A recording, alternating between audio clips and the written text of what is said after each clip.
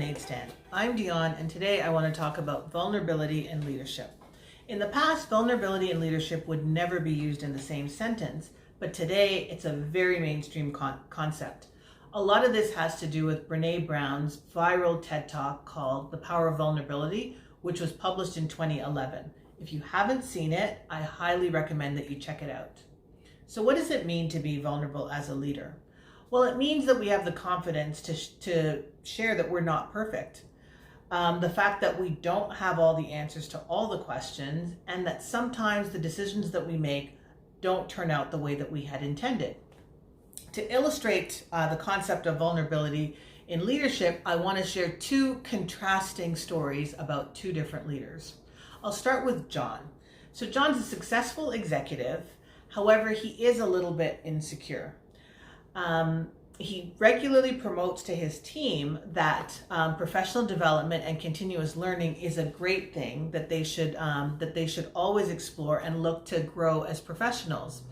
But he himself has an insecurity about his lack of financial acumen. So although John is not in the financial field, every executive needs to have a basic level of financial acumen to be effective in their role. So what he decides to do is to pursue an intense course to bring up his financial game. But because of his insecurities, he insists that the handful of people who know about the fact that he's taking this course keep this top secret.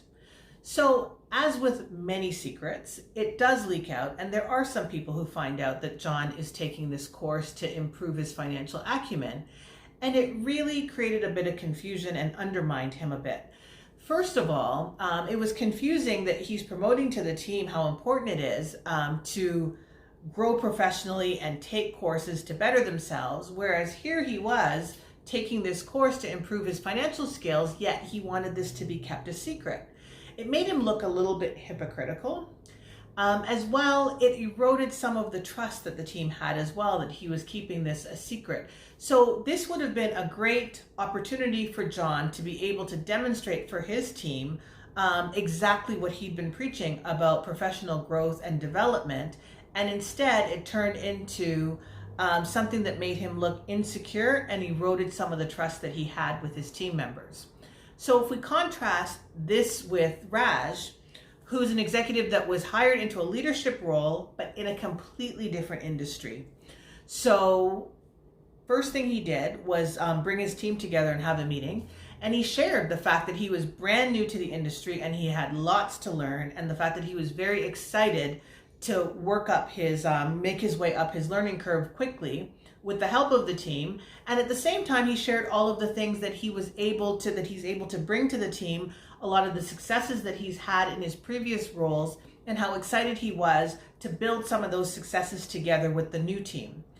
So Raj, in contrast, came across as being very confident in the fact that he was very willing and open to share the fact that yes, this was a new industry for him and that he had a lot to learn.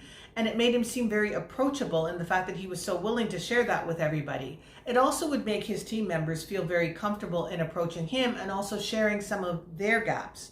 So Raj was a perfect example of how vulnerability can be used as a tool to be able to build trust with your team members and help you to be more effective in your role.